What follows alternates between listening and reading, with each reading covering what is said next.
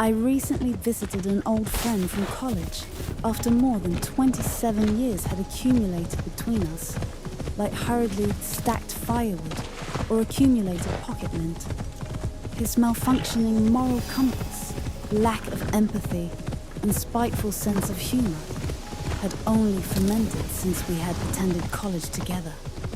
We sat across from each other at a Seattle diner on our way to SeaTac Airport, where my early morning departure would finally put an end to what had turned out to be a regrettable and interminable reunion. Over the coagulating ruins of colorless sausage gravy, underpoached egg, and a pus-hued paste of hollandaise, my old friend proceeded to relate to me with great detail and an infantile glee that grew as he recounted to me a most bizarre and disturbing example of his genius. This was the last conversation that we ever had, or will ever have, as I have no desire to include a sociopath within my social circle.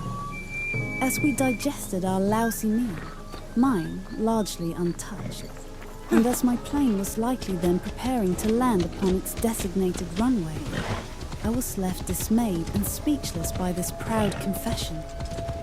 He was working on a small ship and had a problem with another crew member because she was openly critical of his mindfulness and work safety, and had already written one complaint to the captain. As a means of ridding himself of this threat, he devised what he described as a brilliant plan to both avenge himself and remove her from the vessel before she could cause him any further trouble.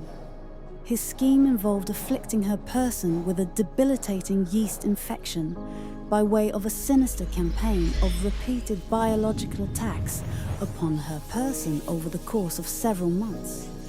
He regularly pilfered the cook's special sourdough starter from the ship's galley, and he began secretly spraying this mixture into both the washer and the dryer when she did her laundry, particularly her underthings.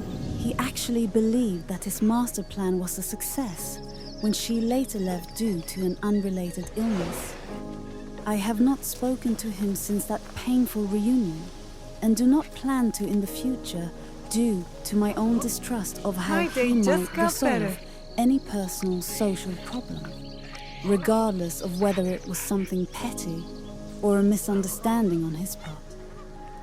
I also think that he might consider brushing up on his chemistry and biology before undertaking any future revenge schemes. Trust no one.